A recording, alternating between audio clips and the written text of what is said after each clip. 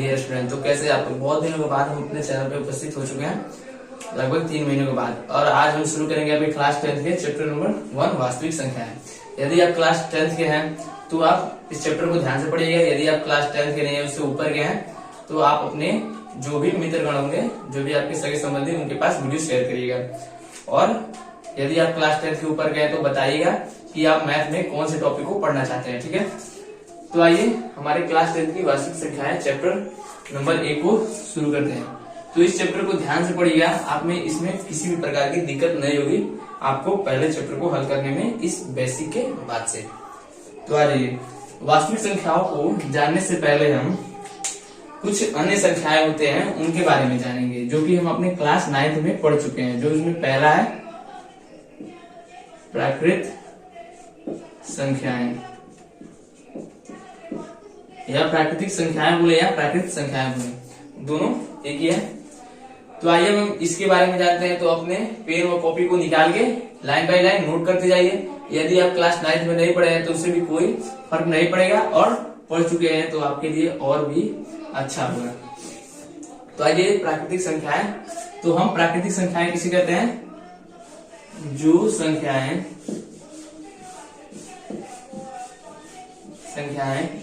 एक से प्रारंभ, जो संख्याएं एक से प्रारंभ होकर अनंत तक जाती हैं, उन्हें प्राकृतिक या प्राकृतिक संख्याएं कहते हैं।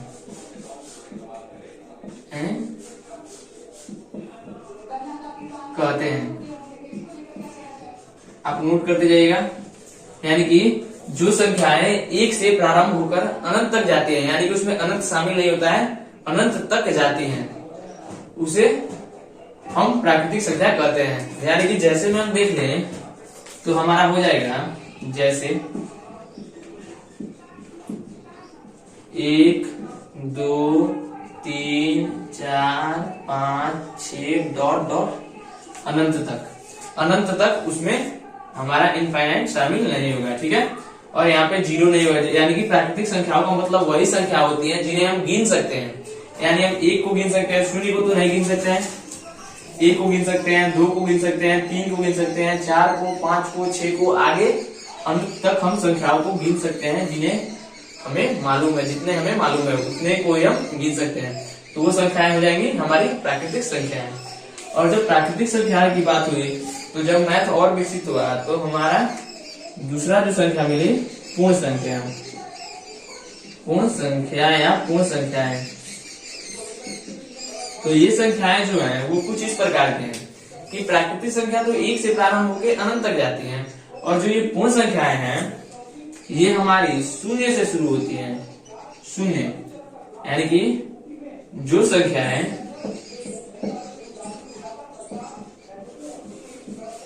0 यानी कि ये वाला 0 जो हमारी गिनती में आता है, जो संख्या है 0 से शुरू या प्रारंभ होकर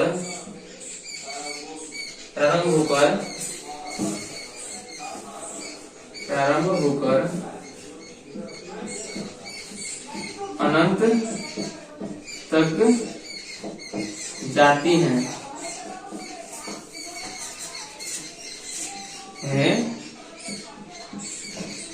पूर्ण संख्या कहते हैं। यानी कि जो संख्याएं 0 से प्रारंभ होकर अनंत तक जाती है, यानी कि हम अगर प्राकृतिक संख्याओं में आगे सिर्फ 0 जोड़ दें तो ये हमारी पूर्ण संख्याएं हो सकती हैं। तो हम ये कह सकते हैं कि प्राकृतिक संख्याओं में 0 से लगाकर शुरू करने पर उसे हम पूर्ण संख्या कहते हैं। यानी कि प्राकृतिक संख्याएं तो हमारी देखें तो 1 से चालू होती है, और हमारी पूर्ण संख्याएं जो है, जैसे मैं पहले लिख देता हूँ, देखिए जो हमारी पूर्ण संख्याएं हैं वो तो 0 से शुरू होती हैं, और उसके बाद से हमारी प्राकृतिक संख्याएं ही होती हैं। ठीक है, और इसमें भी इनफाइनाइट यानी कि अनंत शामिल नहीं होता है, सिर्फ तक जाती है। पूर्ण संख्या का मतलब कि कोई भी चीज पूर्ण है। यदि मान लीजिए हमारे हाथ में, इस हाथ में कुछ भी नहीं है तो क्या है, शून्य है, और इस हाथ में क्या है, 3 मार्कर है। उसी प्रकार पूर्ण संख्याओं में 0 भी सम्मिलित होता है, ये कि हमारी पूर्ण संख्याएं होती हैं। या तो यूं कहें कि प्राकृतिक संख्याओं के आगे 0 लगाकर लिखने पर हमारी पूर्ण संख्याएं प्राप्त होती हैं, वो हमारी दूसरी परिभाषा हो जाएगी। अब बात आती है पूर्ण संख्या के बाद से एक और संख्या विकसित हुई जिसे पूर्णांक कहते हैं। तो हमारी तीसरी हो गई पूर्णांक।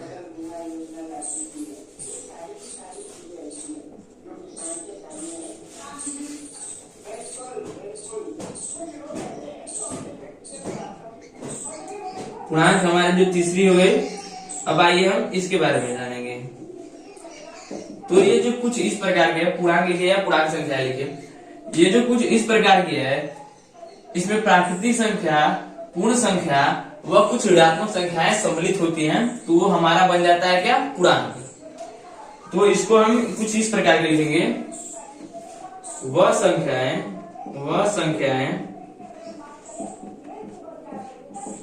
जो प्राकृत व पूर्ण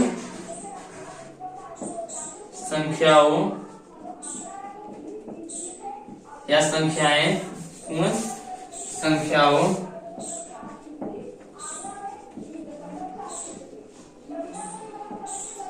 के,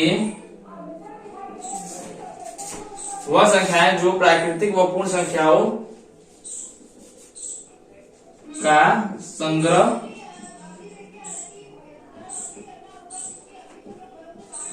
होती हैं, इसे पूर्णांक कहते हैं।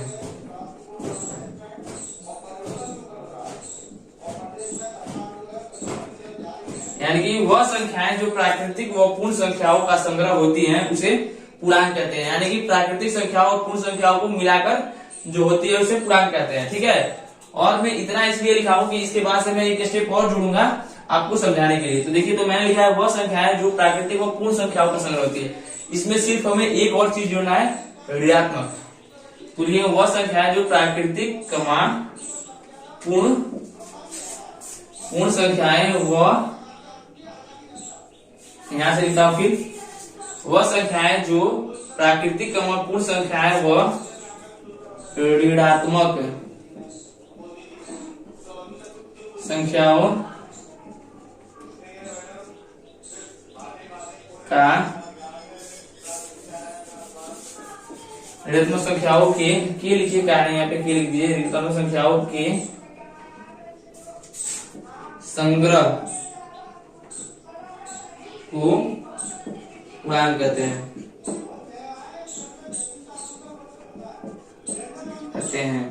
मैंने ये आपके समझने के लिए दोबारा उसको मिटा के लिखा, क्योंकि आप अच्छे समझे।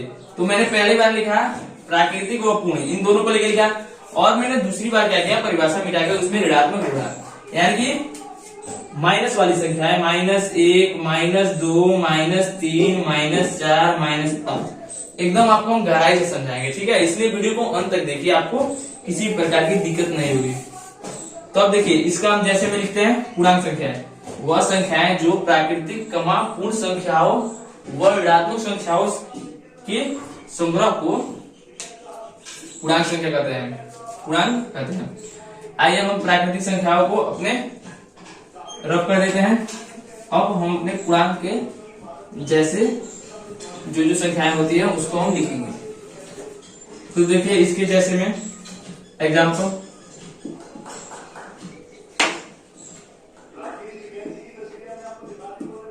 तो इसमें हो जाएगा माइनस इनफाइनाइट, माइनस अनंत से डॉट डॉट डॉट, -3, -4, सॉरी -3, -2, -1 और कमा 0। जो 0 संख्या होती है वो पूर्णांक में आती है, और इसपे ना तो प्लस चार्ज रहता है ना ही माइनस चार्ज। ये आवेश मुक्त होती है, इसपे कोई भी आवेश यानी प्लस माइनस नहीं होता है।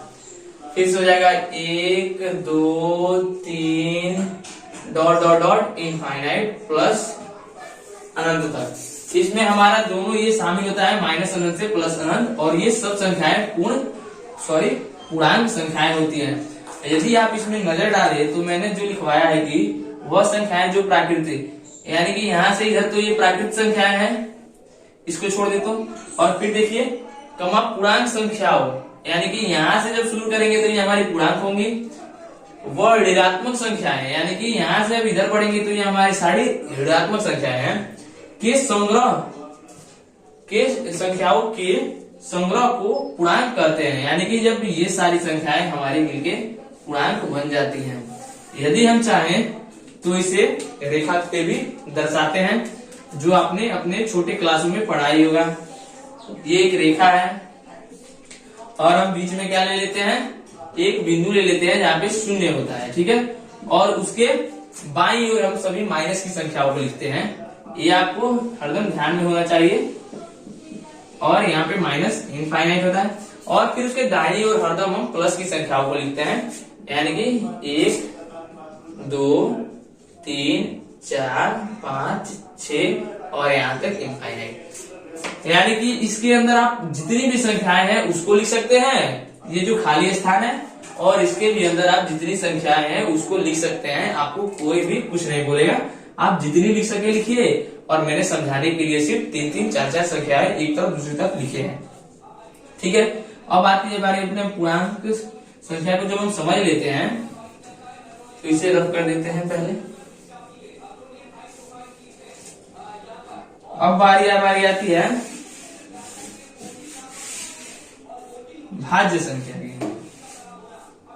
चौथी संख्या हमारी हुई भाज्य, पहले लिख ले या अभाज्य समझाते जाएंगे हम। चौथी संख्या होगी हमारी भाज्य संख्या। भाज्य संख्याएं या संख्या। तो भाज्य संख्या कौन होती है, हमने पढ़ाई होगा कि क्लास अपने पिछले क्लास में नहीं पढ़े हैं तो भी कोई बात नहीं, एक बार इसको भी मैं थोड़ा मिटा दूं। आप नोट करते जाइएगा और वीडियो पसंद आता है तो लाइक, चैनल पर नए तो चैनल को सब्सक्राइब कर दीजिए तथा अन्य दोस्तों के पास अपने शेयर कीजिए। तो देखिए भाज्य संख्या यानी कि वे संख्याएं जो एक व अन्य संख्याओं से विभाजित हो जाती है, उन्हें हम भाज्य संख्या कहते हैं। विभाजित का अर्थ होता है भाग लग जाती है, ठीक है। विभाजित का अर्थ समझ लीजिएगा, भाग लग जाती है। तो इसकी हम परिभाषा लिखेंगे, वे संख्याएं जो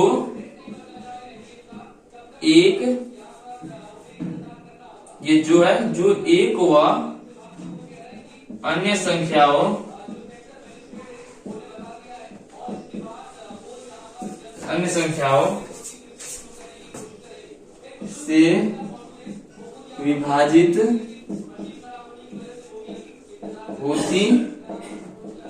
हैं।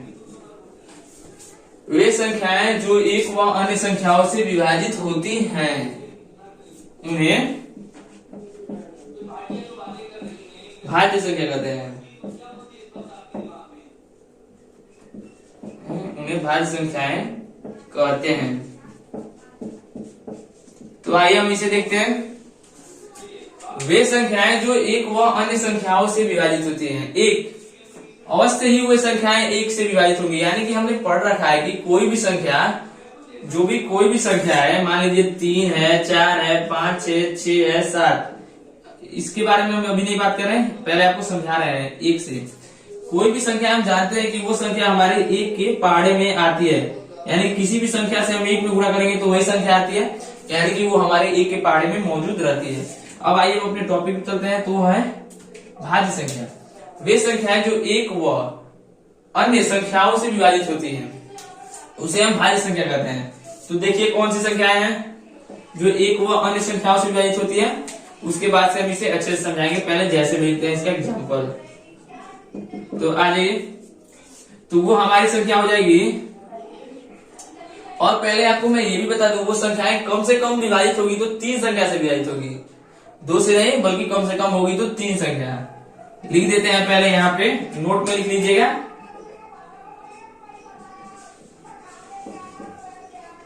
कम से कम 3 संख्याओं से, कम से कम तीन संख्याओं से विभाजित होगी, यानी कम से कम तीन संख्याओं से उसमें हमारा जो भाग लगेगा। तो आइए लिखते हैं। तो हमारा हो जाएगा 4, एग्जाम्पल हमारा हो जाएगा 4 हो जाएगा, फिर से 6 हो जाएगा, 8 हो जाएगा, 10 हो जाएगा, इसी तरह 12 और डॉट डॉट ETC अनंत तक हो जाएगा। तो देखिए कैसे मैंने लिखा कि कम से कम तीन संख्याओं से विभाजित होती है। तो उसके लिए मैं इसको मिटाता हूं और ऊपर इसको हम समझाएंगे कि कैसे वे कम से कम तीन संख्याओं से विभाजित होती है। तो इसमें से कोई एक संख्या ले लीजिए। मान लीजिए मैंने यहाँ पे 8 को लिया, तो 8 को भाग दीजिए। तो मैंने शुरुआत में ही बताया कि कोई भी संख्या 1 से भाग लग जाती है। तो 1 को मैंने जब यहाँ लिया तो 8 एकने 1 अठे 8, यानी कि कट के शून्य लिखे या यहाँ पे ऐसे काट दीजिए, ठीक है। तो 1 से भाग लग गया। फिर हम 8 को ले, तो देखिए ये हमारा 2 से कम 3 संख्याओं से विभाजित होती है और अधिक से अधिक जितनी से भी हो जाए। तो देखिए 2 लिए तो 2 चौक 8, कट के शेष शून्य यानी कि कट गया।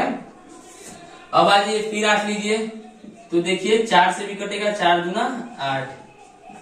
फिर ले लीजिए यहाँ पे 8, और कोई भी संख्या हमने पढ़ रखी, कोई भी संख्या स्वयं से विभाजित हो जाती है, यानी कि 8 लेंगे तो 8 एकने 8, ये भी कट के हमारा शेष कितना आ गया, शून्य। उसीलिए मैंने यहाँ पे लिखा है कम से कम एक संख्या से विभाजित होगी और अधिक से अधिक जितनी से भी हो जाए। तो ये देखिए कम से कम तो 3 से हो रही है, लेकिन अधिक से अधिक ये 4 से भी हो रही है, यानी कि ये 4 से विभाजित हो रही है।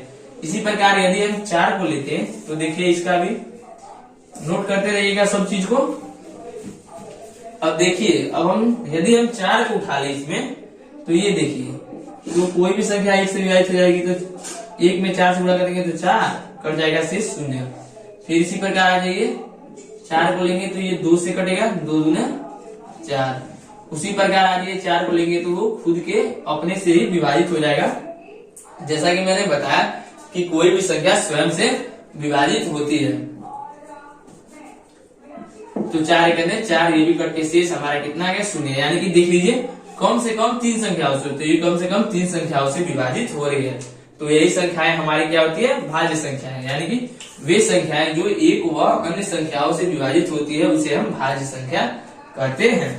तो अब हम इसको मिटा देते हैं, सब चीज को रफ कर देते हैं, आप नोट कर लीजिए इसको एक बार। और अब हम आगे बढ़ते हैं अपने अभाज्य संख्या की ओर।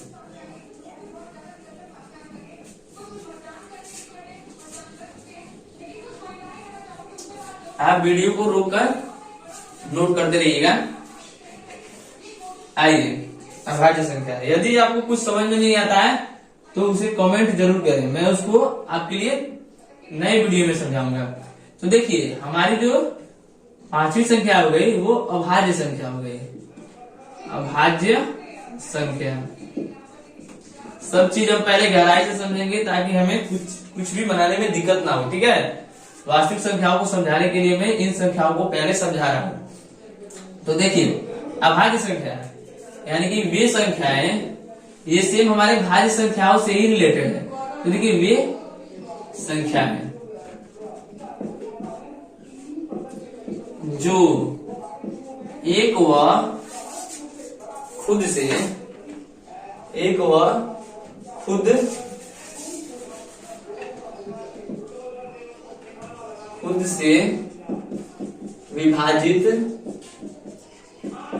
विभाजित होती हैं, उन्हें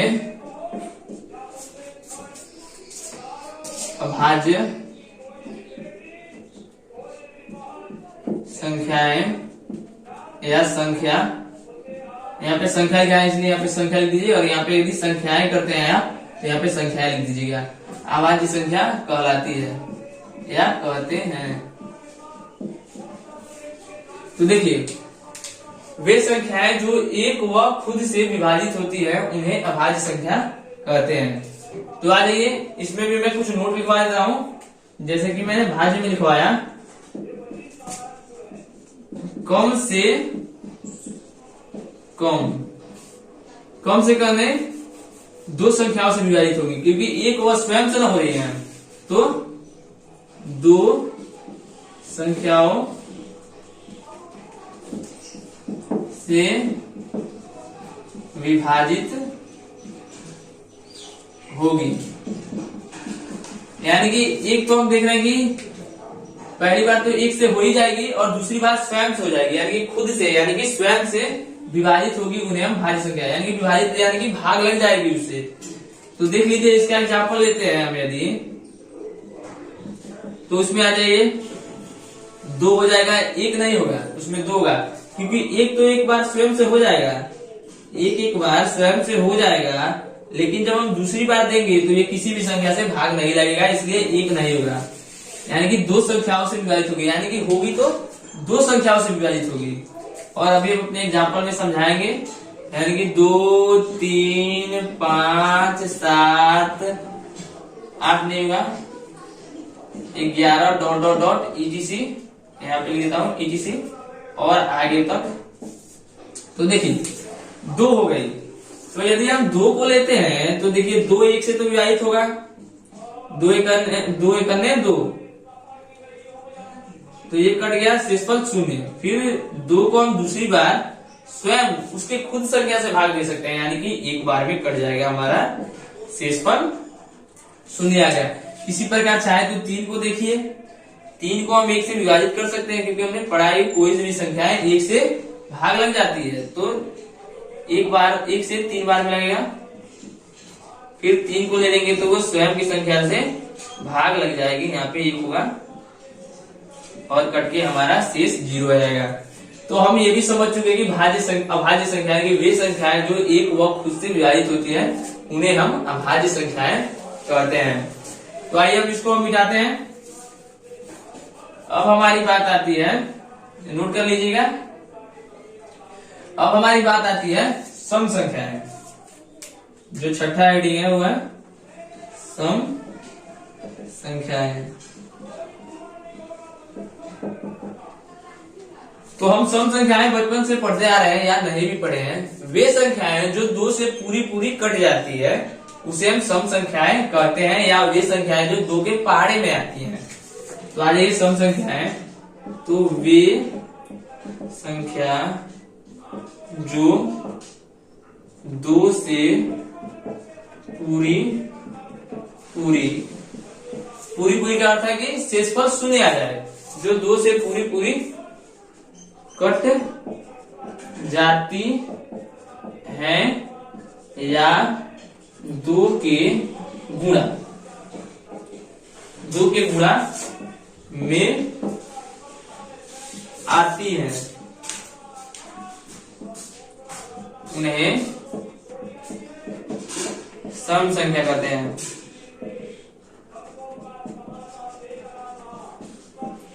हैं। तो बहुत ही इजी हो गया ये कि वे संख्याएं जो 2 से पूरी कट जाती हैं या 2 के गुणा में आती हैं, उन्हें हम सम संख्या कहते हैं। तो आज ही जब हम इसका एग्जाम्पल लेते हैं, पहले एग्जाम्पल देखते हैं, उसके बाद फिर आगे समझाता हूँ। एग्जाम्पल देखिए इसका, जो 2 के पहाड़े में आती है। यदि नहीं समझ में आ रहा है तो 2 का पहाड़ा यानी गुणा यानी 2 के पहाड़े में, तो लिख लीजिए 2 का 2,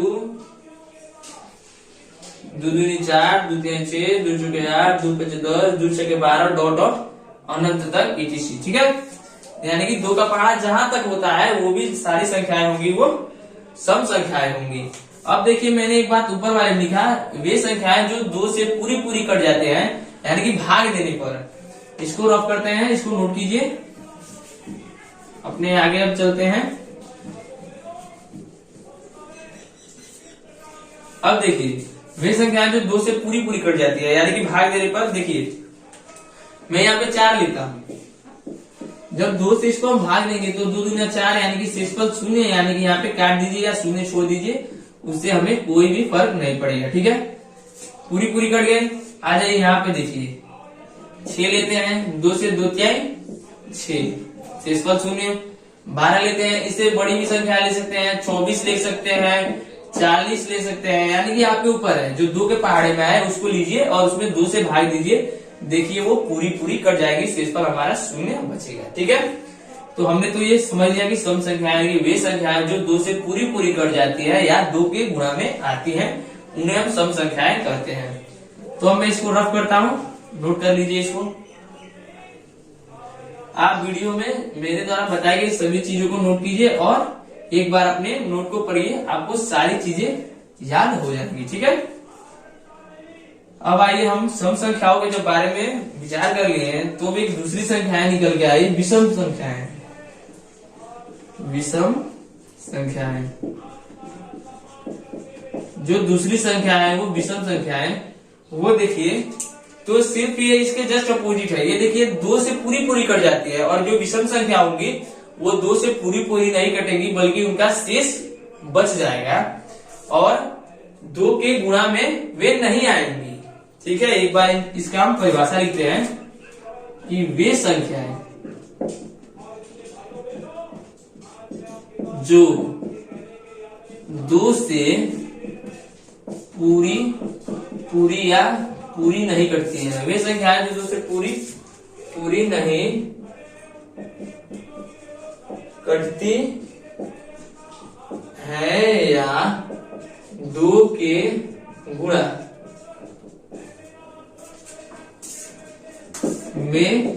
में नहीं आती है,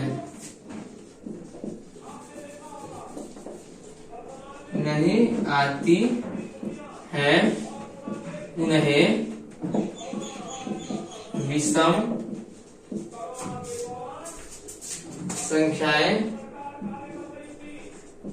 संख्याएं या संख्या कहते हैं। लाइन बाय लाइन नोट करते जाइए।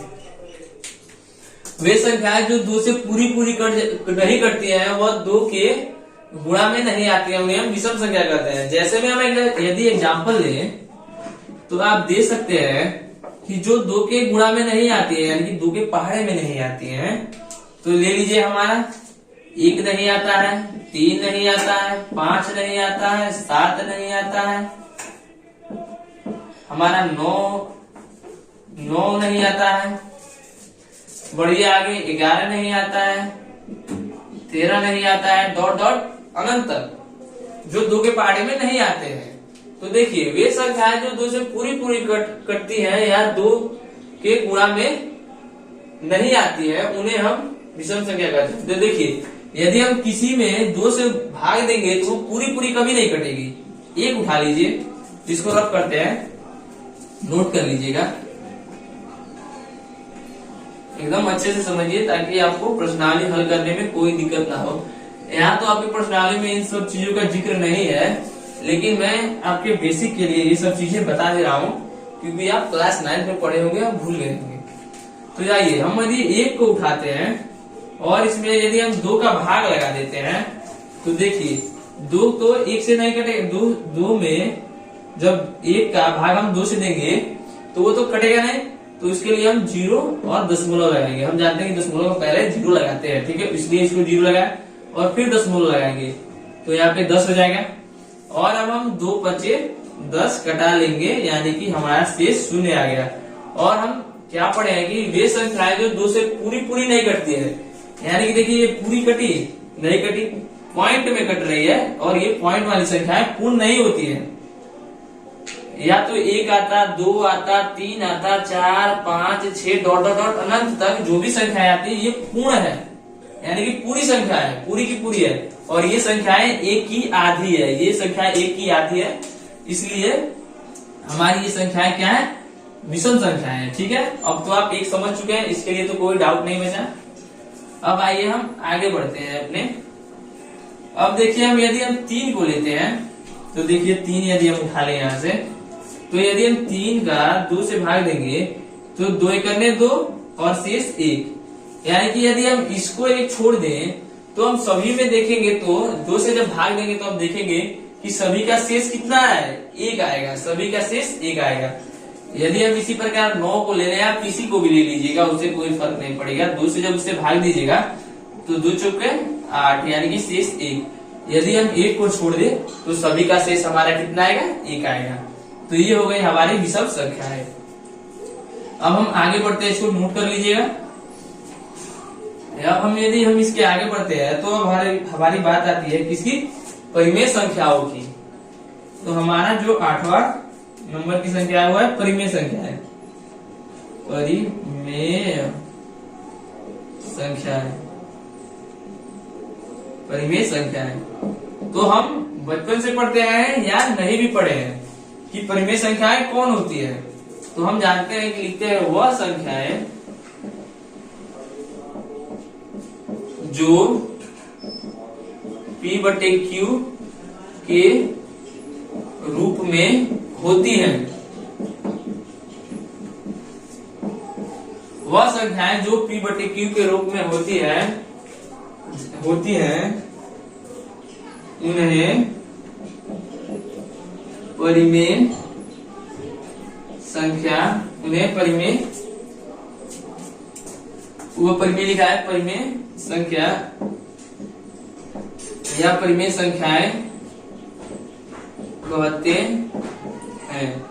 यानी कि वह संख्याएं जो P/Q के रूप में लिखी जा सकती है उन्हें परिमेय संख्याएं कहते हैं, जहां P व Q पूर्णांक है, जो कि हम पीछे बता चुके हैं। जहां P व Q पूर्णांक, अच्छे से लिखते हैं, जहां P व Q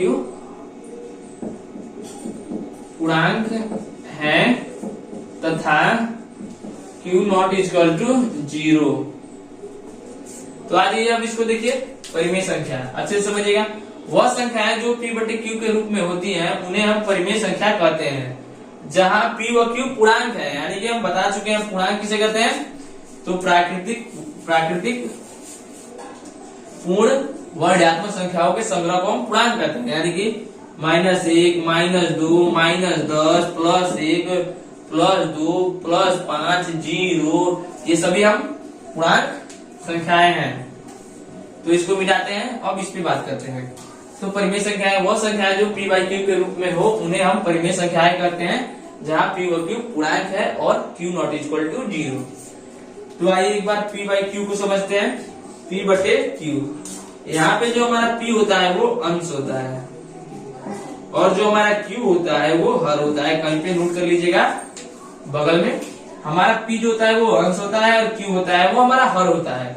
और हमारा हर इसलिए कहता है कि 0 के बराबर नहीं होगा, क्योंकि हम जानते हैं कि, या नहीं भी जानते हैं आपको, किसी भी संख्या से हमारे ये P रख दीजिए, जहाँ पे P इधर लिख देते हैं, P पूर्णांक है, यहाँ पे P सभी पूर्णांक है। इधर एक बार लिखते हैं इसको मिटा के, P/Q। आइए P जहां अंश है, तो ये तो आपने अलग से लिख लिया, जहां मैंने पहली बार लिखा P अंश है, Q हर है। तो अब आइए जहां P है वो सभी पूर्णांक है,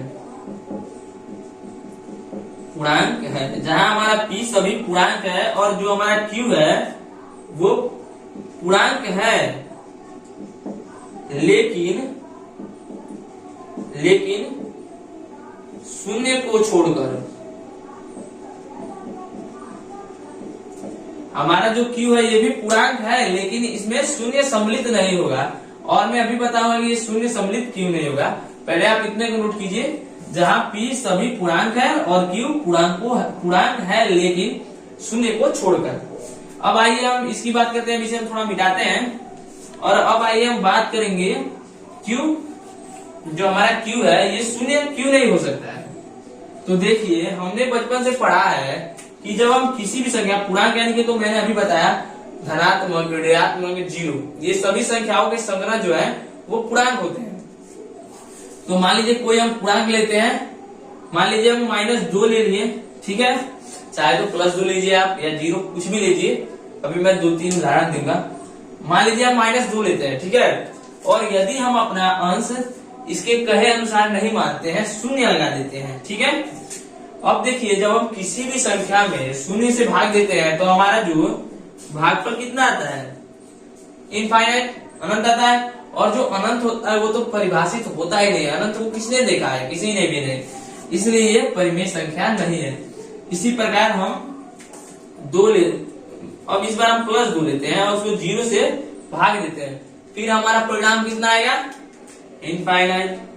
यानी कि हम देखते हैं कि कोई भी संख्या ले लें, 10 ले ले, 20 ले ले, 30 ले ले, -2 +2 या 0/0 ले ले, आएगा मान कितना है हमारा, यही अनंत का सिंबल आएगा। यानी कि जिसको तो किसी ने देखा ही नहीं है और ये परिभाषित भी नहीं है, तो इसलिए ये हमारा परिमेय संख्या नहीं होता है।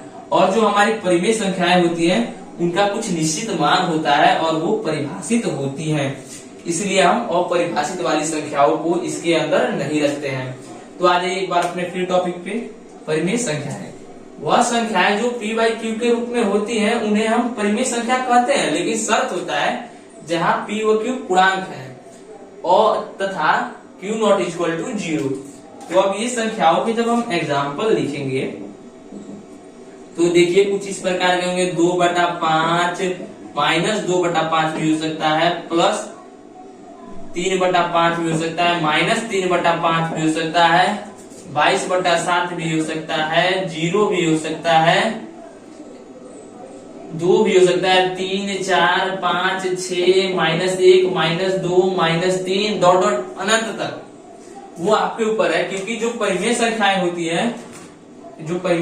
होती है और इसके बाद से मैंने शुरू से भी जो भी संख्याएं मैंने पढ़ाया है वो सारी की सारी परिमेय संख्याओं के अंतर्गत सिमटी होती हैं और उन्हीं संख्याओं को हम मिलाकर परिमेय संख्या का निर्माण करते हैं। तो मैंने जैसे कि एग्जांपल दिया 2/5, -2/5, 3/5, -3/5, 22/7, 0, 2, 3, 4, 5, 6, -1, -2 जो भी दिया वो सारी की सारी परिमेय संख्याएं हैं। अब आइए इसके बारे में कुछ और जानकारी लेंगे। इसको मैं मिटाता हूँ, नोट कीजिए। आप एकदम वीडियो को लाइन बाय लाइन देखते रहिए, एक भी चीज आपको ना समझ में आए ऐसा होगा नहीं, ठीक है। और वीडियो पसंद आता है तो लाइक और शेयर जरूर करें, क्योंकि वीडियो बनाने में बहुत ही ज्यादा मेहनत लगती है। तो आइए देखिए इससे आगे, अब हम इसको थोड़ा समझते हैं कि परिमेय संख्याओं के कुछ प्रकार भी होते हैं जो कि कुछ अलग प्रकार के होते हैं। देखिए आइए मान लेते हैं इसको उठा लें, इसको उठा लें, इसको किसी को भी उठा लें, तो मैं अपने पास से लेता हूँ, क्या लूंगा, 5/2 ले लेता हूँ, ठीक है। अपने पास से इसको किसी को भी उठा सकते हैं, लेकिन मैं अपने पास से 5/2 लेता हूँ, जो कि मैंने इसमें नहीं लिखा है, ठीक है। तो आ जाइए, जब हम इसका अर्थ क्या हुआ कि जो बड़ा है 5 जो ऊपर है वो अंदर चला जाएगा, 5 अंदर जाएगा और 2 यहाँ पे बाहर आ जाएगा, ठीक है। और जब हम इसका भाग देंगे तो 2 दूने 4, शेष कितना आएगा, 1। फिर जब हम इससे भाग देंगे तो देखिए 2 बड़ा है 1 छोटा है, तो भाग तो लगेगा नहीं, तो हम क्या करेंगे, दशमलव यहाँ पे देंगे और एक 0 को लाएंगे यहाँ पे। अब तो ये 2 छोटा हो गया, ये बड़ा हो गया, अब हमारा भाग लग जाएगा। तो 2 पंजा यानी कि 2 5 10 कट जाएगा, हमारा शेषफल 0। अब देखिए हमारा ये आया, हम इस पे गौर नहीं करेंगे, अब सिर्फ इस पे गौर करेंगे। तो इसको एक बार यहाँ पे लिख देता हूँ 2.5 और अब हम इसे मिटाते हैं, अच्छे से लिख दूं।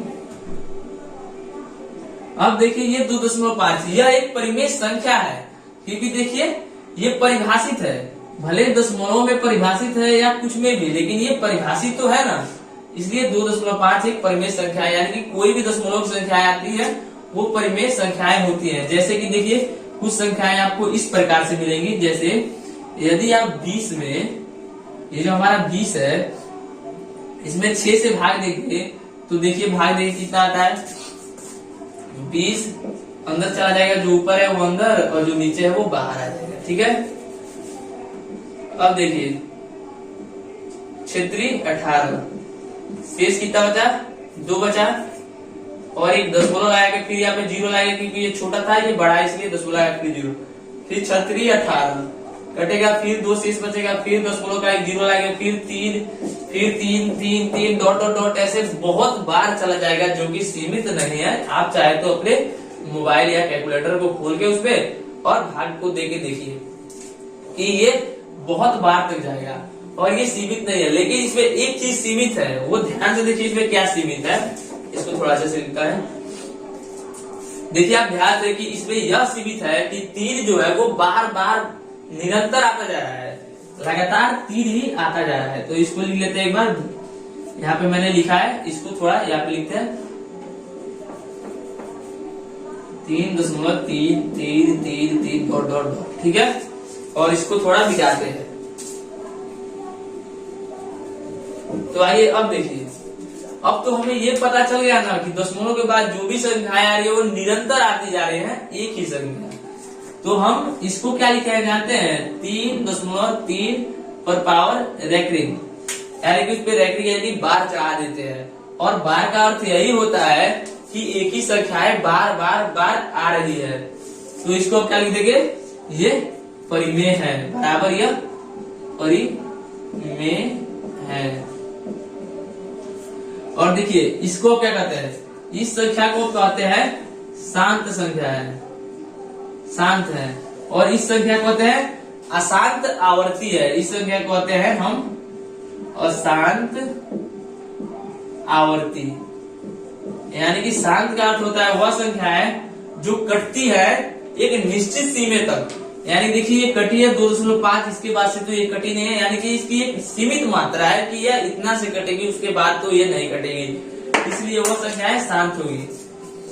अब देखिए जो हमारी दूसरी बात आती है अशांत संख्या की, तो वह संख्या है जो कटती तो है लेकिन एक निश्चित मात्रा तक यानी कि सीमा तक नहीं कटती है, और वो इस प्रकार कटती है कि एक ही संख्या उसमें बार बार आती जाती है, इसलिए वह अशांत आवर्ती होती है। ठीक है, अब आइए इसके कुछ और उदाहरण लेते हैं।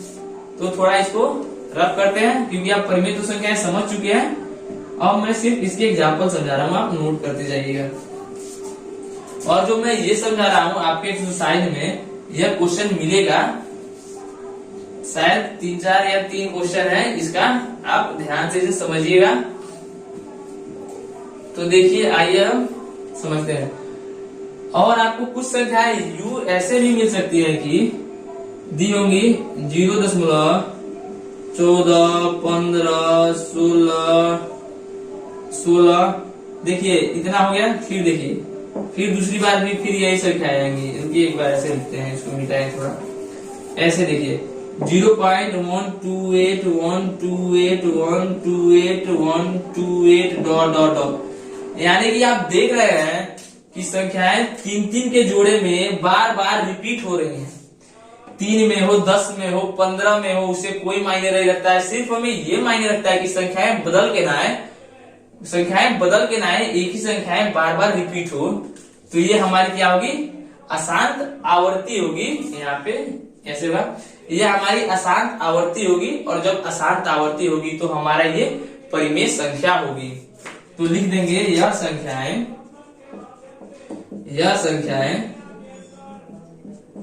अशांत आवर्ती है,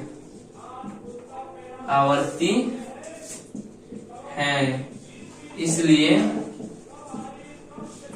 यह एक परिमेय संख्या है। क्या है, तो ये तो आप अच्छे से समझ गए कि वे संख्याएं जो बार बार आती हैं वे हमारी परिमेय संख्या होती हैं, वो अशांत आवर्ती होती है। अब रही बात की इसे कैसे लिखेंगे, तो देखिए जैसे हम इस संख्या को लिखें कि बार बार 3 आ रहा था तो 3 के ऊपर हम बार चढ़ा दिए। ठीक है, उसी प्रकार इसमें देखिए 128 बार बार आ रहा है शून्य के बाद, तो क्या करेंगे 0.128 पे बार हम चढ़ा देंगे। इसका अर्थ यही हुआ कि ये संख्याएं अनंत बार बार रिपीट हो रही हैं। अब मैं कुछ नोट लिखवा रहा हूं, उसको लिख लीजिए, थोड़ी सी 1-2 लाइन की है, सबको नोट कीजिएगा मैं जो भी बता रहा हूं। और जो मैं निकाला था यहाँ पे 128, ये किसी ना किसी संख्या से भाग देंगे तो हमें ये प्राप्त होता है, यानी कि ये सब भागफल होते हैं। ठीक है, आइए हम आगे चल बढ़ते हैं इसके। तो परिमेय संख्याएं नोट है, यहाँ पे रुकिए पहले नोट लिख देता हूं।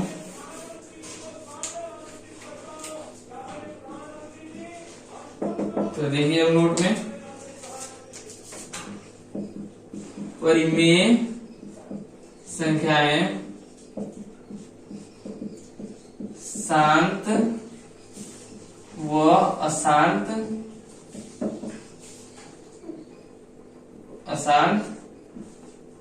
आवर्ती होती हैं।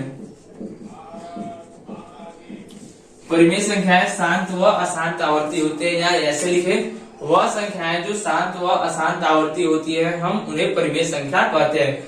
तो ये नोट पॉइंट है, इसे नोट कर लीजिएगा, यह बेहद ही आवश्यक है। और इस चीज को आप जो समझे है ये आपके किसी न किसी एक्सरसाइज में मिलेगा और आपको इसे बनाना है, ठीक है। अब आइए बात करते हैं अपनी अपरिमेय संख्या, जो कि सेम इसी का विपरीत है। तो इसे तो आप नोट कर लीजिएगा। अब आइए अपरिमेय संख्या हेडिंग डालते हैं।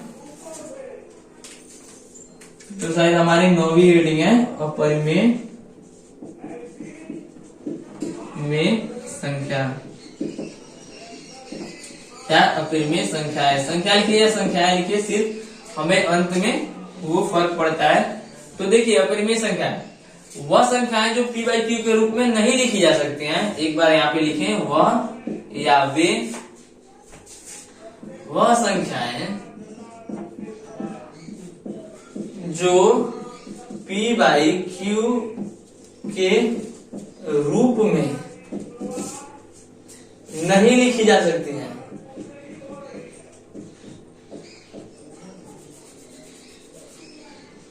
नहीं लिखी जा सकती हैं, उन्हें अपरिमेय में संख्याएं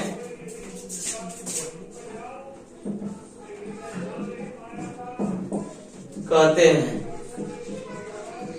यानी कि वे संख्याएं जो p बाई क्यू के रूप में नहीं लिखी जा सकती है उन्हें अपरिमेय संख्याएं कहते हैं। और इसमें भी शर्त होता है, जहां इसके बाद से लिखिएगा या नीचे लिख लीजिएगा, कोई फर्क नहीं पड़ेगा, जहां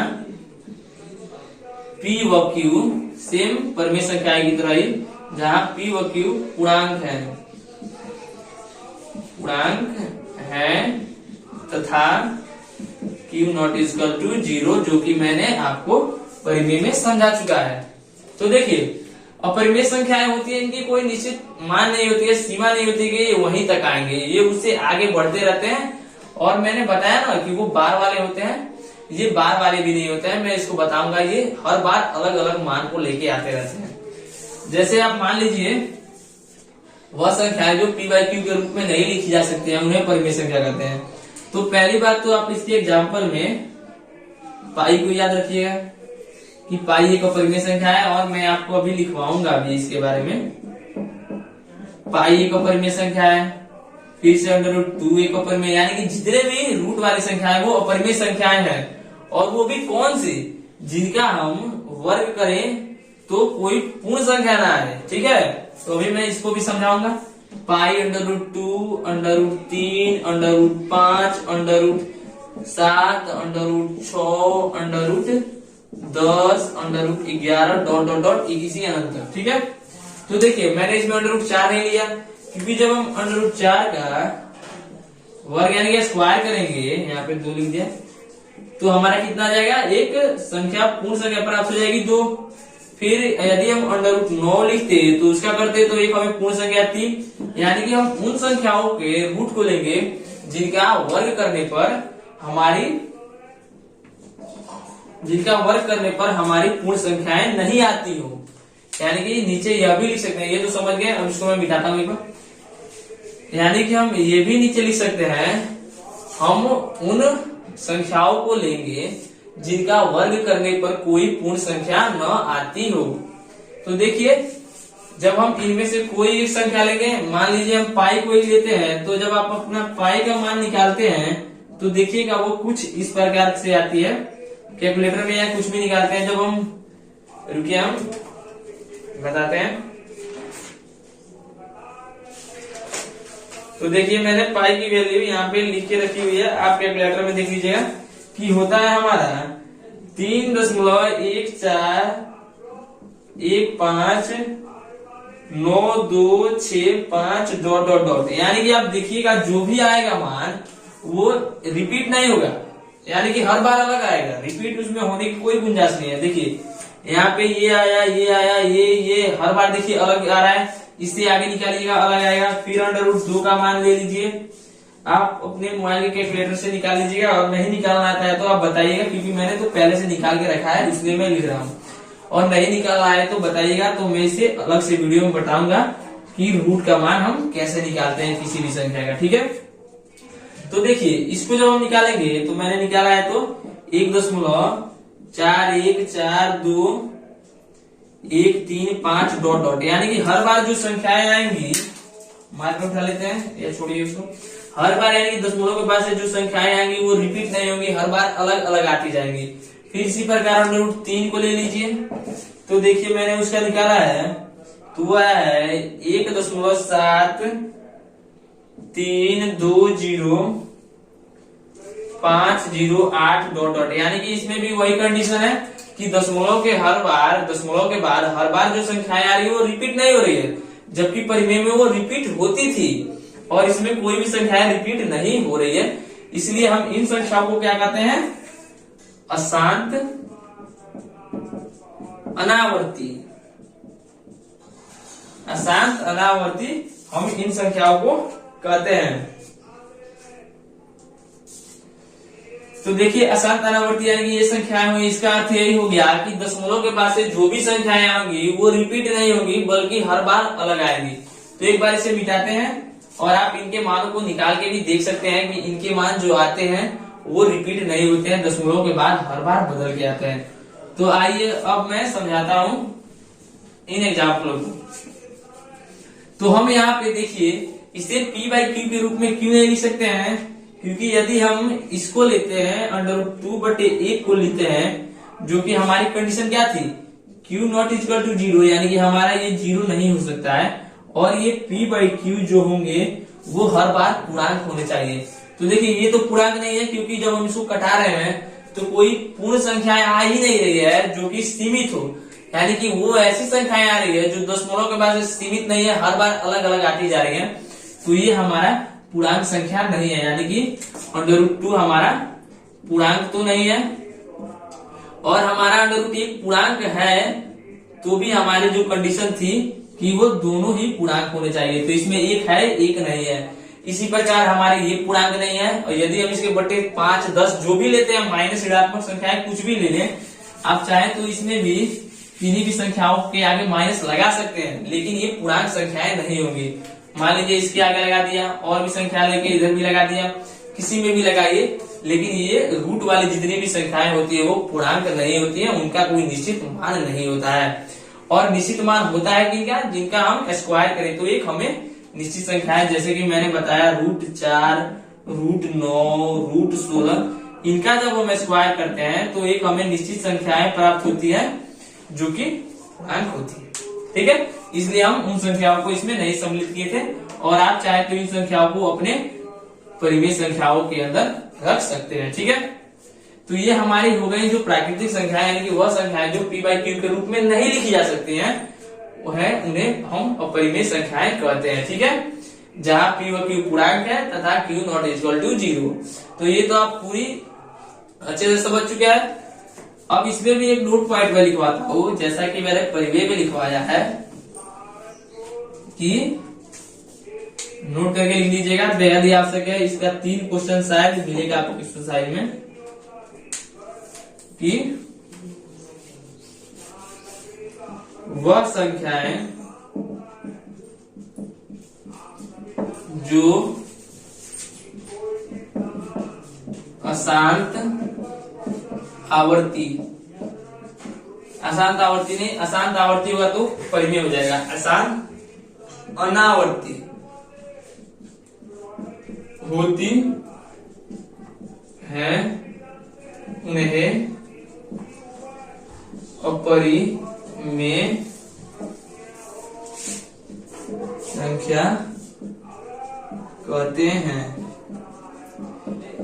यानी कि मैंने वही वाली संख्याएं बताई जो दशमलव के बाद 1, 2 कुछ भी हो जाए, मान लीजिए एक ही है, बाद ऐसी संख्याएं आए जो रिपीट न हो बल्कि बार बार अलग अलग आती रहे, जैसे 5, जैसे अब आ जाए 4, 2, 3, 8 डॉट डॉट, यानी कि हर बार अलग अलग आए, उन्हीं संख्याओं कहते हैं अशांत अनावर्ती। और जो ये संख्याएं होती हैं वो परिमेय नहीं बल्कि अपरिमेय होती हैं। ठीक है, तो अब आ जाइए हमारी टॉपिक, अब आएंगे हम वास्तविक संख्याएं। इतनी संख्याओं को जानने के बाद से तब हम जानेंगे वास्तविक संख्या। तो एक बार हम इनको रफ करते हैं।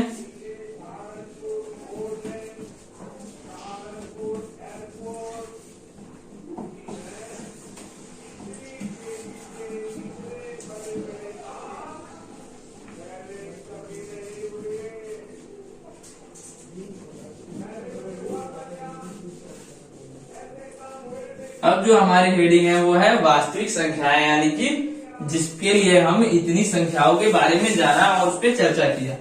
तो डाल लेते हैं हेडिंग वास्तविक संख्याएं। अब देखिए वास्तविक संख्याएं किसे कहते हैं। तो मैंने बताया कि परिमेय संख्याओं में, यानी कि उसके ऊपर से जितना प्राकृतिक, पूर्ण, पूर्णांक, भाज्य, अभाज्य, सम, विषम, वो सारी परिमेय संख्याओं में आती है, ठीक है। और अपरिमेय संख्याएं तो एक अलग है, जो कि जिसमें ना प्राकृतिक, यानी कि मैं जो भी बताया परिमेय संख्या में, और उसके अलावा जो भी बचते हैं वो हमारे अपरिमेय संख्या में आती हैं। तो देखिए परिमेय वास्तविक संख्या है, यानी कि हम इसको कह सकते हैं वह संख्याएं या परिमेय या अपरिमेय, परिमेय या नहीं, परिमेय तथा अपरिमेय लिखते रहिएगा, परिमेय तथा अपरिमेय संख्याओं के समुच्चय या संग्रह के संग्रह को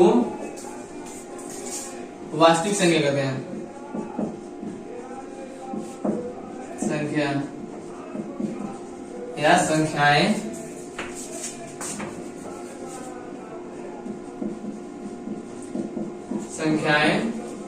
कहते हैं। वीडियो में अंत तक बने रहिए, तभी आपको सारी चीजें लाइन बाय लाइन समझ में आएगी। देखिए वास्तविक संख्या परिमेय व अपरिमेय संख्याओं के संग्रह को वास्तविक संख्याएं कहते हैं। यानी कि परिमेय संख्याएं कौन, जिसमें प्राकृतिक संख्याएं भी आ जाए, पूर्ण संख्या, पूर्णांक, भाज्य, अभाज्य, सम, विषम सब आ जाए। यानी कि एग्जाम्पल में इसके लिखते हैं 2/5, 3/5, -1, -2, 0, 1, 2, 3, 4, ये सब। अब देखिए अपरिमेय संख्या है, रूट वाली संख्या है, √4 भी परिमेय है, √9 भी परिमेय है। अब देखिए परिमेय संख्या होगी -√2, √3, √5, √7 etc। ये सभी हमारी वास्तविक संख्याएं होगी। यानी कि जो भी हमने संख्याएं सीखी है, यदि हम उनको एक मिला के सूची, यानी कि एक संख्याओं का संग्रह तैयार करें, तो वो हमारी क्या हो जाती है, वास्तविक संख्या है। इसलिए मैंने लिखा परिमेय तथा अपरिमेय संख्याओं के संग्रह को हम वास्तविक संख्याएं कहते हैं, यानी कि सभी के मेल को हम वास्तविक संख्या कहते हैं। अब आइए हमारे बुक में एक हेडिंग है जो कि है, ये देखता हूं क्या है।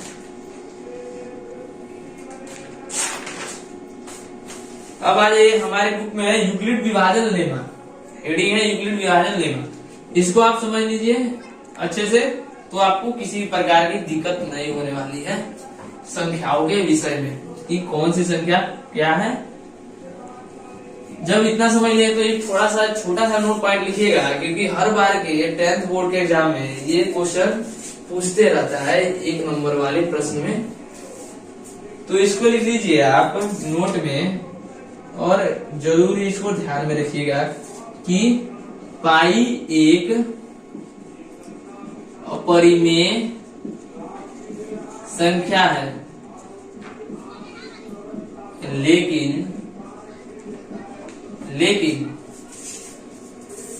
22/7 एक परिमेय संख्या है। आप इसको याद कर लीजिएगा कि नोट में पाई एक अपरिमेय संख्या है, लेकिन 22/7 एक परिमेय संख्या है। अब कितने बच्चे पूछेंगे कि पाई जो भी का परिमेय है उसी का मान 22/7 होता है, तो ये परिमेय कैसे। तो मैं आपको बता देना चाहता हूँ कि पाई का सन्निकटतम मान, यानी कि लगभग मान होता है 22/7। उसका एग्जैक्ट मान नहीं पता है कि पाई का कितना होता है, लगभग, ये लगभग का सिंबल है, और लगभग होता है हमारा 22/7 हम मान लेते हैं और उसी के आधार पे क्वेश्चनों को हल करते हैं। ठीक है, पाई का आपने कितने बार देखा हो, 3.14 भी मान देता है, कहता है इसको लीजिए और हमारे प्रश्न को हल कीजिए। ठीक है, तो ये आप समझ लीजिएगा, इसमें किसी प्रकार का डाउट नहीं रखिएगा। और जब हम 22/7 को देखिएगा, जब हम भाग देते हैं तो 7 21 और कट जाता है 1 दशमलव आएगा, फिर 7 देते हैं, फिर ये 3, फिर 0 बैठाते हैं। यानी कि जब हम इसको आगे भाग दे लीजिएगा, बड़ा सा भाग होता है कि जब हम इसको भाग देंगे तो देखिएगा कुछ ऐसी संख्याएं आएंगी दशमलव के बाद से जो कि बार बार रिपीट होती जाएंगी, यानी कि बार बार रिपीटेबल होती जाएंगी। यानी कि मैंने इसको ऐसे ही लिखा है, आप इसके बाद से देखिएगा भाग देके कुछ ऐसी संख्याएं आएंगी जो बार बार रिपीट होंगी और तो किसी एक के ऊपर हम रैंकिंग चढ़ा देंगे और लिख देंगे। ठीक है, तो ये आप भाग देके देख लीजिएगा। आइए हम आगे चलते हैं अपने हेडिंग यूक्लिड विभाजन लेमा या यूक्लिड विभाजन एल्गोरिथम। दोनों एक ही बात है, दोनों में माइनर डिफरेंस है, कोई बहुत बड़ी डिफरेंस नहीं है। और हम दोनों का उपयोग एक ही प्रश्न में करेंगे, यानी कि जब भी प्रश्न का उपयोग हम किसी को प्रश्न का हल कर देंगे तो दोनों का उपयोग साथ में ही होता है, कोई अलग नहीं होता है। ठीक है, तो हम हेडिंग लिखते हैं जो कि हमारे बुक का है, यूक्लिड विभाजन एल्गोरिथम। पहले लेमा लिखते हैं, यूक्लिड विभाजन लेमा या प्रमेयिका। लेमा या प्रमेयिका दोनों एक ही है, और या करके लिख लीजिए, इसमें या अलग से लिख लीजिएगा, कोई बात नहीं है, मैं या करके लिख देता हूं, या यूक्लिड विभाजन एल्गोरिथम। यहाँ पे अलग से लिखता हूँ, नीचे लिखता हूँ यूक्लिड विभाजन प्रमेयिका या लेमा। पहले मैं इसे समझा देता हूँ थोड़ा, यूक्लिड विभाजन प्रमेयिका। तो देखिए, प्रमेयिका बोलिए या लेमा बोलिए, मैं इसको थोड़ा ब्रैकेट में डालता हूँ, नहीं तो कंफ्यूजन होने लगेगा। यूक्लिड यानी यूक्लिड डिवीजन लेमा। तो देखिए, ये इसकी खोज तो यूक्लिड ने किया था, जो कि नाम से जाहिर होता है कि इसकी खोज यूक्लिड ने किया था। तो ये है क्या, तो लेमा एक स्वयं सिद्ध कथन है जिसके द्वारा हम अन्य कथन को सिद्ध करते हैं। जैसे देख लीजिए, एक बार यहाँ पे लिखता हूं, लेमा एक सिद्ध कथन है। बुक में आपकी ये मिलेगा लिखा हुआ है, लेमा एक सिद्ध कथन है जिसके माध्यम से या जिसके द्वारा लिखते हैं यहाँ पे, जिसके द्वारा दूसरे कथनों को हल करते हैं या सिद्ध करते हैं। लेमा एक स्वयं सिद्ध कथन है जिसके द्वारा हम दूसरे कथनों को सिद्ध करते हैं।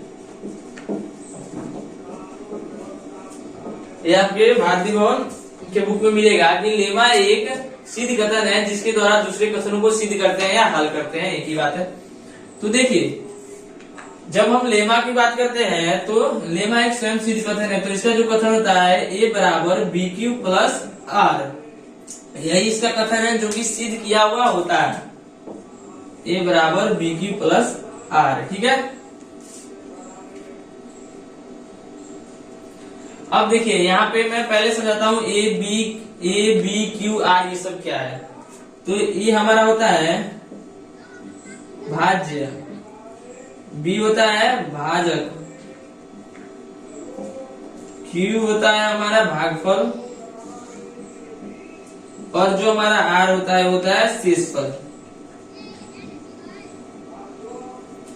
और जब हम इसे हिंदी में बोलेंगे तो हिंदी में हम इसको लिखेंगे, एक और तो भाज्य करते हैं तो लिखेंगे भाज्य बराबर, यानी कि A, यहाँ पे A का सिंबल देता हूं तभी अच्छे से समझेंगे, यानी कि भाज्य A बराबर भाजक B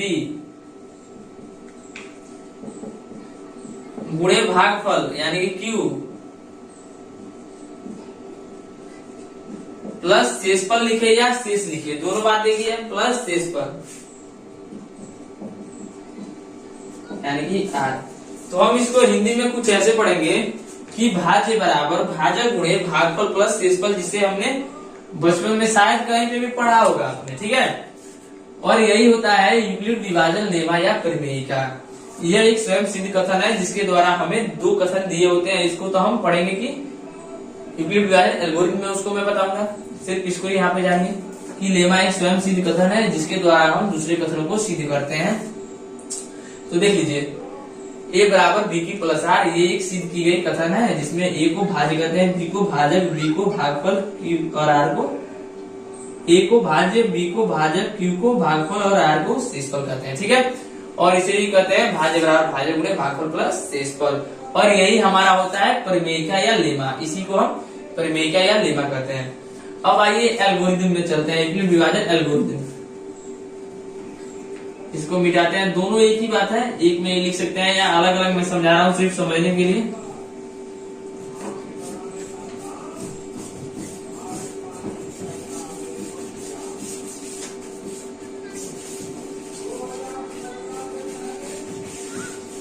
अब आ जाइए, हमारी हेडिंग है यूक्लिड विभाजन एल्गोरिथम। एल्गोरिथम तो देखिए ये हमारी है, ये देखिए क्या है, इसमें दो संख्याएं दी होंगी, आपके बुक में देखिएगा खोल के, दो संख्याएं होंगी और हम उसका मौसा ज्ञात करते हैं। हमारे एग्जाम में पूछेगा कि यूक्लिड विभाजन एल्गोरिथम से हम संख्याओं का क्या ज्ञात करते हैं, तो लिखेंगे HCF, हाईएस्ट कॉमन फैक्टर ज्ञात करते हैं, यानी कि मौसा। तो हम ये जो हमारी विधि है, ये हमारी पुरानी विधि में जब हम मौसा निकालते थे ना, तो उसमें हम देखिएगा गुणनखंड करते थे, यानी कि मान लीजिए 15 और 6 का निकालना है,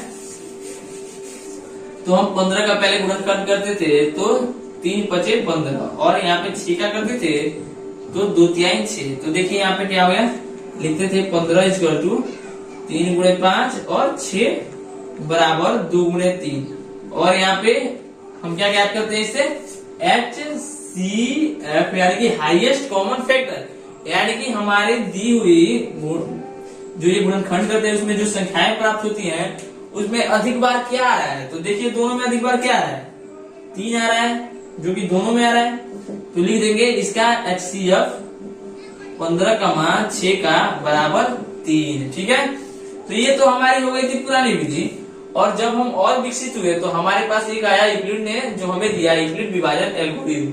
तो इस विधि की हमें आवश्यकता इसलिए पड़ी क्योंकि जब हम बड़ी संख्याओं, ये तो हमारी छोटी संख्याओं के लिए था, जब हम बड़ी संख्याओं का HCF ज्ञात करते हैं तो वो इस विधि ला बहुत ही जटिल हो जाती है, जिसको ज्ञात कर पाना बहुत से लोग या मान लीजिए कुछ हद तक बहुत से मुश्किल था।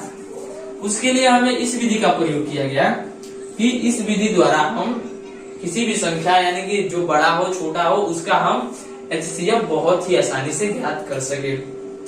और हम इसका प्रयोग करके जब हम HCF ज्ञात करते हैं तो हमें लेमा यानी कि A बराबर BQ प्लस R की आवश्यकता पड़ती है। और वहां पे जब मैंने ये लिखा था तो उसके बगल में एक चीज लिख लीजिएगा कि 0 से बड़ा और बराबर होता है R, R से बड़ा होता है B।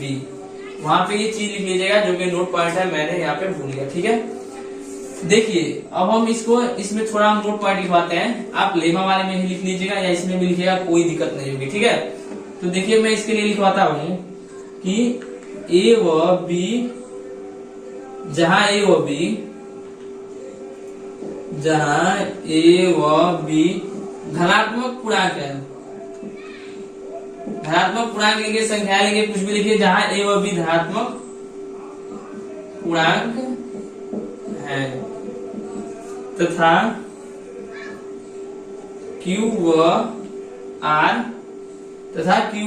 ये भी धनात्मक होंगे, लेकिन ये शून्य भी होंगे। देखिए क्योंकि यहाँ पे दिया है शून्य, तथा Q व R धनात्मक पूर्णांक हैं, जो न जहाँ Q और R ये भी पूर्णांक है, जहाँ Q और R भी पूर्णांक हैं, लेकिन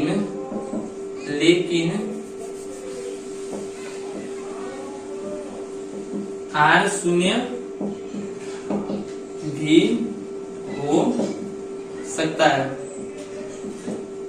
देखिए जहाँ ए व बी धनात्मक पूर्णांक है, यानी कि ए व बी की अभी मैं बताऊंगा, ए व बी के जो भी मान लेंगे वो धनात्मक कर लेंगे। मान लीजिए हमारे पास दो संख्याएं हैं 15 और 6, ठीक है। तो एक पहला ए है, दूसरा बी है, यानी कि जो संख्या बड़ी होगी वो ए होगी, जो छोटी होगी वो बी होगी। तो ए व बी जो कि धनात्मक पूर्णांक है, क्यू व आर भी पूर्णांक है, वो भी धनात्मक पूर्णांक है। जो भी क्यू आर प्राप्त होगा यानी कि भागफल और शेषफल प्राप्त होगा वो भी एक पूर्णांक होगा, लेकिन आर जो है वो शून्य भी हो सकता है। यहाँ पे बताया गया है, देखिए कि आर शून्य के बराबर भी हो सकता है, शून्य से बड़ा भी हो सकता है, लेकिन एक कंडीशन है कि जो आर से बी होगा वो हरदम ग्रेटर देन होगा, यानी कि बी हरदम आर से बड़ा होगा, ठीक है।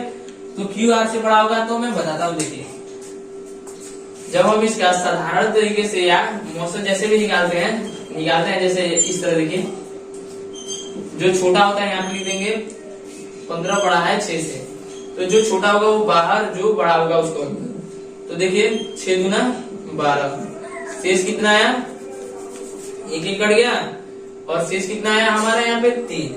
अब देखिए मैंने इसलिए लिखा कि, और हमारे कथन में लिखा था कि आर छोटा होता है बी से। देखिए जो हमारा शेषफल प्राप्त हुआ वो छोटा है किससे, 6 से, यानी कि शेषफल 3 है, वो छोटा है हमारा 6 से।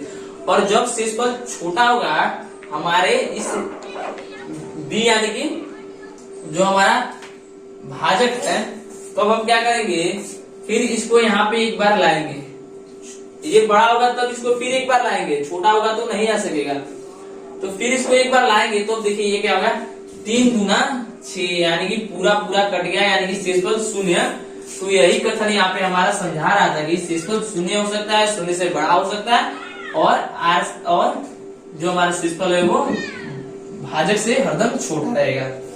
तो अब इसको समझ गए, आइए अब हम अपने यूक्लिड विभाजन एल्गोरिथम को समझते हैं। तो देखिए जो हमारा एल्गोरिथम है वो यह कहता है कि इसमें दो संख्याएं दी होती है, हमें जिनका मौसा ज्ञात करना होता है यूक्लिड विभाजन लेमा के तहत, ठीक है। तो आइए अब हम इस रूप में इसका मौसा ज्ञात करते हैं। तो देखिए हमारी संख्या है 15 और 6। तो मैंने जैसे कि यहाँ पे लिखा, एक बार लिखता हूँ 15, 6, इसका हमें HCF ज्ञात करना है। और हमें ये ध्यान में रहेगी, नोट कीजिएगा कहीं पे, कि यूक्लिड विभाजन एल्गोरिथम द्वारा किसी भी संख्या का मौसा यानी कि हाईएस्ट कॉमन फैक्टर ज्ञात किया जाता है। तो देखिए अब हमें 15, 6 का मौसा ज्ञात करना है। तो पहले लिखेंगे 15 बड़ा है 6 से, जो भी बड़ा होता है उसको ग्रेटर दे, जो छोटा है उसे ले दे, हो गया। अब देखिए यहाँ पे लिखेंगे अब 15 अंदर हो जाएगा हमारे, और 6 बाहर, इसको भाग देंगे तो देखिए 2 बार में जाएगा, 6 दूना 12, 3 शेष आएगा। तो देखिए जो 15 है वो यानी कि हमारा ए है, और जो यहाँ पे छोटा है वो बी है। तो इस सूत्र के तहत हम सजाएंगे तो 15 इक्वल टू हो जाएगा बी यानी कि 6, और गुणे। अब क्यू देखिए, क्यू क्या है, हमारा भागफल है, यानी कि ये हमारा ए है, ये बी है, ये क्यू है, और ये आर है। तो अब हम इस सूत्र पे जब सजाएंगे तो ए बराबर बी क्यू, तो हमारा बी हो गया अब क्यू यानी कि गुणे 2 प्लस और शेषफल 3 यानी कि आर हमारा 3 हो गया, ठीक है। अब देखिए हमारा जो यूक्लिड विभाजन एल्गोरिथम कहता है वो कहता है कि हर हाल में हमें अपने शेषफल को क्या करना है, शून्य करना है, तभी हमारा HCF यानी कि हाईएस्ट कॉमन फैक्टर ज्ञात हो सकेगा। तो देखिए अब देखिए हमारे यहाँ पे HCF शून्य नहीं आया, तो फिर इसका एक बार मौसा करेंगे जैसे मैंने यहाँ पे बताया। अब ये देखिए 6 शेषफल यानी कि आर से बड़ा है बी, शेषफल से बड़ा है हमारा भाजक। तो अब एक बार भाजक को अंदर लाएंगे, जो बड़ा है और जो छोटा है वो बाहर रहेगा। अब देखिए ये 3 से कितने बार में कटेगा, तो 3 दूने 6, तो 2 मर्त में जाएगा। अब शेषफल हमारा कितना आ गया, 0 यानी कि कट गया, 0 बचा। तो अब देखिए अब उस कंडीशन में क्या होगा, अब इस पे बात करना छोड़िए, अब आइए इस पर। तो देखिए यहाँ पे मैंने क्या बताया कि ये ए है, जो अंदर आता है वो ए है, जिससे भाग हम देते हैं वो हमारा बी है, जिससे हम गुणा करके निकालते हैं यानी कि वो जो हमारा जिससे गुणा करते हैं यानी कि जो हमारा भागफल है वो क्यू है, और जो बचता है वो आर है, यानी कि जो हमारा बचा है उसको यहाँ पे 0 लिख देते हैं सीधे, ताकि अच्छे से समझ में आए। तो फिर इसी तरह से देखिए इसको लिखेंगे, तो ए यानी कि 6 इसको मैं लिखने का आसान तरीका बताऊंगा। ए यानी कि 6 बराबर बी क्यू यानी कि बी यानी कि 3, क्यू यानी कि 2 और प्लस 6 यानी कि हमारा 0। तो यहाँ पे देखिए 3 दूना 6 प्लस 0 यानी कि 6, 15 है तो 3 दूना 15 यानी कि 6 दूना 12 और प्लस 3 यानी कि 15। अब देखिए हमारा लेमा कहता है कि यूक्लिड विभाजन एल्गोरिथम कहता है कि हमें हर हाल में शेषफल शून्य लाना है, और यहाँ पे हमारा शेषफल क्या हो गया, शून्य हो गया। तो अब इस कंडीशन में लिखेंगे HCF 15,6 इक्वल टू, इसको लिखेंगे हरदम हम बराबर के जो जस्ट बगल में रहता है वही हमारा HCF होता है यानी कि 3। जैसे कि मैंने एक एग्जाम्पल दिया था उसमें भी निकाला था वो अपने गुणनखंड विधि से, और हम जानते हैं कि यही हमारा HCF होता है जो कि अंत में घटाकर शून्य ला देता है। तो यहाँ पे हमारा HCF बराबर कितना हो गया, 3। अब आइए हम इसे, इसको तो समझ चुके हैं यार, रहने दीजिए। अब आइए हम इसे देखते हैं कैसे आसानी तरीके से इसको किए बिना भी हम समझ सकते हैं। इसको तो हर हाल में करना पड़ेगा, लेकिन ए बी को यदि हम ना भी समझ पाए तो लिख सकते हैं। देखिए जब हमारा ये ई है, बी क्यू आर है, देखिए तो जब हम पहले बार में किसी भी संख्या से मान लीजिए भाग दिए हैं तो हम 6 से यानी कि तो 2 तो संख्याएं हमारे निश्चित उसमें फिक्स होंगी कि वो दी ही होंगी। अब देखिए जो छोटी होगी वो बी होगी, जो बड़ी होगी ए होगी। तो हम छोटी संख्या में किस संख्या से गुणा करेंगे और क्या जोड़ेंगे तो हमारे ये आ जाएगा। तो हम इसमें से 3 दूना 6 दूना 12 प्लस 3 जोड़े थे तो आ रहा था। अब देखिए यदि आपको इसके बाद से नहीं समझ में आता है, मान लीजिए पहला स्टेप आपको ध्यान रखना होगा, पहला तो समझना ही होगा। अब यदि इसके बाद से हमें समझ में नहीं आया तो किसको बराबर लिखेंगे, तो बराबर के जो जस्ट बगल में रहेगा उसे हम पहले लिख देंगे, और जो प्लस वाली संख्या होगी उसे हम जस्ट बाद में लिखेंगे, और उसके बाद से हम गुणा करेंगे 3 दूना 6 प्लस 0 यानी कि हमारा HCF। अब ये वाली संख्या होगी जो बराबर के जस्ट बगल वाली संख्या होगी, और उस लाइन में शेषफल हमारा प्लस वाला जो 0 होगा। तो यहाँ पे लिख देंगे HCF यानी कि 15,6 इक्वल टू 3। तो देखिए मैंने यहाँ पे आपको यूक्लिड विभाजन एल्गोरिथम समझा दिया, जो कि एक साधारण मौसा निकालने की विधि है, जो कि हमारे पुराने विधि से कुछ हटके है, और इस विधि में हम लेमा का प्रयोग करके अपने HCF को ज्ञात करते हैं, और इसी विधि को हम करते हैं यूक्लिड विभाजन एल्गोरिथम। तो अब हम इससे अपने चैप्टर में मिलेंगे कि उसमें क्या क्या करना है, और मैं आपको अच्छे से समझाऊंगा। यहाँ पे मैंने एक एग्जाम्पल लिए थे, चाहे तो आप इसी प्रकार एक और एग्जाम्पल से मैं समझा देता हूँ। आप अपने बुक में जब हल करवाएंगे हम तब उसमें देखेंगे। यदि किसी प्रकार की दिक्कत होती है कमेंट कीजिए और हम उसको हल करेंगे, ठीक है। मान लीजिए एक और हम उदाहरण ले लेते हैं। यहाँ पे मान लीजिए 21 का लेते हैं और यहाँ पे 3 लेते हैं। तो देखिए सबसे बड़ी यहाँ पे संख्या देखिए कौन सी है, 21 है। तो 21 ग्रेटर देन 3 हो गया ना ये। अब देखिए 21 हमारी बड़ी है, तो जो बड़ी है उसको हम इधर लिखेंगे और बराबर के उस तरफ छोटी वाली को लिखेंगे। अब देखिए हम 3 में किस संख्या का गुणा करें और क्या जोड़े कि हमारा 21 आ जाए, यानी कि इस रूप में। तो देखिए हम क्या करेंगे, हमारा जो भाजक है, भाज्य है वो तो 21 है, और भाजक है वो हमारा 3 है। तो भाज्य में, अब भाजक में हम यदि यहाँ से 7 से गुणा करते हैं और प्लस 0 को जोड़ते हैं तो हमारा कितना आ जाएगा, 7 त्रिका 21 और प्लस 0 यानी कि 21, यानी कि 21 बराबर 21। इसको लिखना है, मैं ऐसे समझा रहा हूँ, इसको नोट करिएगा। इसमें 21 बराबर 21 आ जाएगा ना। अब देखिए जो ये एल्गोरिथम क्या करता है कि हर हाल में हमें शेषफल क्या लाना है, शून्य लाना है। यहाँ पे देखिए जो हमारा आर है वो शून्य है। अब जब हमारा शेषफल शून्य आता है तो हमारा HCF भी ज्ञात हो जाता है, यानी कि हाईएस्ट कॉमन फैक्टर मौसा, जिसको हम मौसा कहते हैं, वो हमारा ज्ञात हो जाता है। देखिए क्या, 3, जो कि बराबर के बगल में होता है। तो इस प्रकार हमारा ये यूक्लिड विभाजन एल्गोरिथम सारा समाप्त हो चुका है। जो हमारे चैप्टर की बेसिक है वो समाप्त हो चुकी है। यदि आपको वीडियो पसंद आता है तो वीडियो को लाइक करें, चैनल पर है तो चैनल को सब्सक्राइब करें।